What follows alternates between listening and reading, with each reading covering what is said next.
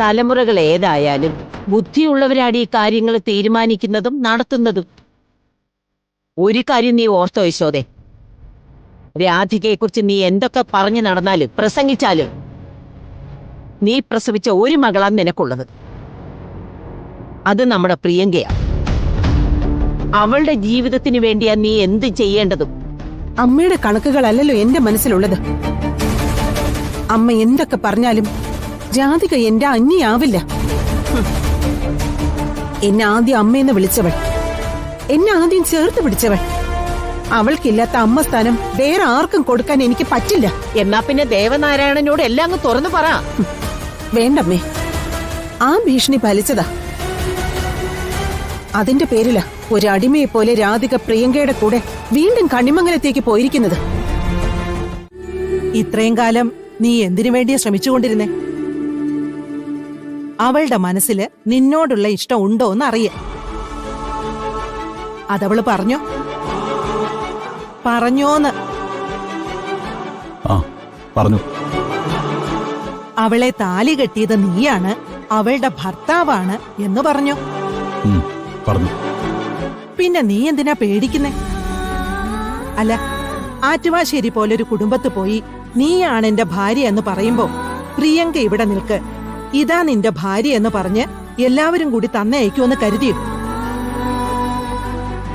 ഈ ഒരു സംഭവം ആ കുടുംബത്തിൽ ഉണ്ടാക്കിയിരിക്കുന്ന ടെൻഷൻ എന്താണെന്ന് നിനക്ക് മനസ്സിലാവൂ? നീ നിന്നെക്കുറിച്ച് മാത്രം ചിന്തിക്കുന്നത് കൊണ്ടാ നിനക്ക് മനസ്സിലാവാത്തത്. എനിക്ക് മനസ്സിലാവുന്നുണ്ട് മുത്തശ്ശി. രാധികയുടെ അമ്മ അവളെ കൈപിടിച്ച് തരാൻ തയ്യാറായിട്ട് പോലും അച്ഛനെ കുറിച്ച് ആലോചിച്ചിട്ട് അവള്... ഒരു കുടുംബത്തിലെ പെൺകുട്ടി അവളുടെ കുടുംബത്തിനെ കുറിച്ച് അച്ഛനെ കുറിച്ചും ഒക്കെ നന്നായി ചിന്തിക്കുന്നുണ്ടെന്ന് പറഞ്ഞ അതൊരു നല്ല ഗുണമല്ലേ? അങ്ങനെയല്ലേടാ പെൺകുട്ടികൾ വളരേണ്ടത്. മുത്തശ്ശി എന്താ പറയുന്നേ? എടാ, രാധിക നിന്റേതാവാനുള്ള ആദ്യത്തെ ഘട്ടം കഴിഞ്ഞു. അവരീ മറച്ചു വച്ചതൊക്കെ നിനക്കറിയാമെന്ന് നീ ബോധ്യപ്പെടുത്തിയല്ലോ. ഇനി രാധികയോട് നീ അടുക്കുന്നതിനോടോ സംസാരിക്കുന്നതിനോടോ അവർക്ക് ആർക്കെങ്കിലും എതിർപ്പ് പറയാൻ പറ്റൂ? പിന്നെ യശോദയുടെ കാര്യം, അവരൊരു പാവസ്ത്രീയ. ഇത്രയും കാലം അവരൊരു കാര്യം ഭർത്താവിൽ നിന്ന് മറച്ചു വച്ചത് തന്നെ അത്ഭുതം.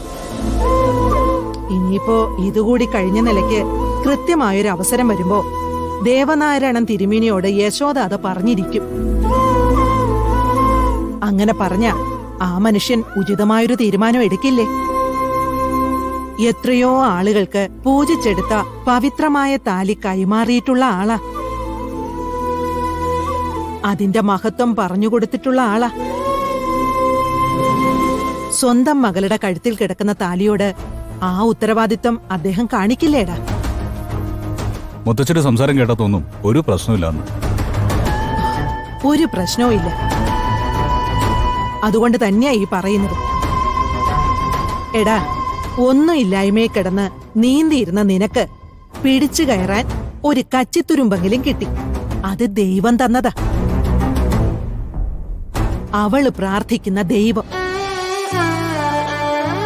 നിന്റെ സ്ഥാനത്ത് ഞാനായിരുന്നെങ്കിൽ എന്താ ചെയ്യുന്നറിയൂ?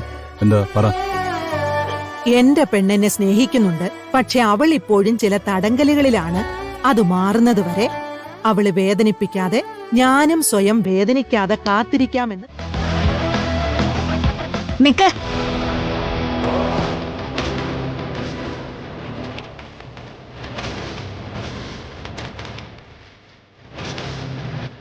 സംസാരിക്കാൻ എന്തെങ്കിലും ഉണ്ടെങ്കിലേ പുറത്തു നിന്ന് സംസാരിച്ചാ മതി.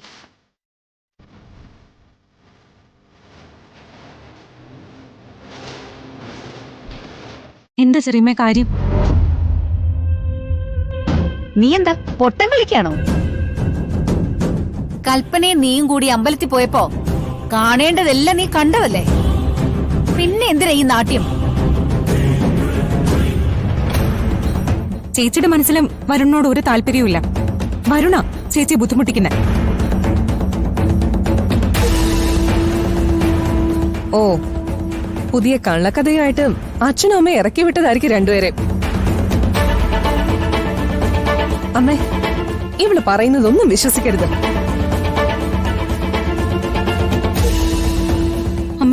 ഞാൻ പറഞ്ഞതാ സത്യം.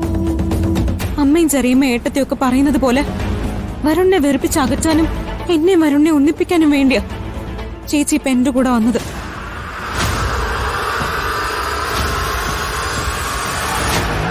ഇതൊക്കെ കേട്ടിട്ട് എനിക്ക് ഭ്രാന്ത് പിടിക്ക. നാണം ഉണ്ടോടി നിനക്ക്? അതോ ഭർത്താവിനെ പങ്കുവെച്ചോളാൻ അച്ഛൻ അനുഗ്രഹിച്ച് വിട്ടിരിക്കുകയാണോ രണ്ടുപേരെയും?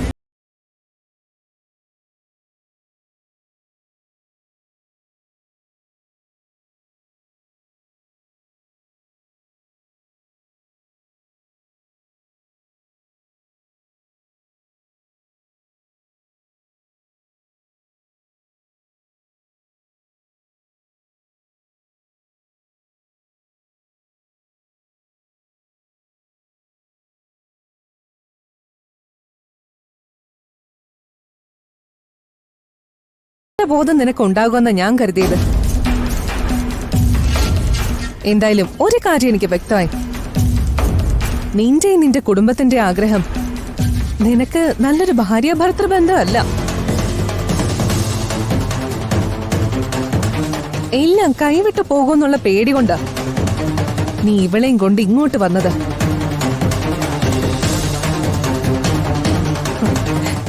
ഇനി ഞാനൊന്നും നിന്നെ കൺമുന്നിൽ കാണിക്കേണ്ട ആവശ്യമില്ല. കുപ്പയിലിടാനുള്ള ചവറ് പോലെ കണിമംഗലത്ത് നിന്ന് അധികം വൈകാതെ വരുൺ നിന്നെ വലിച്ചെറിയും.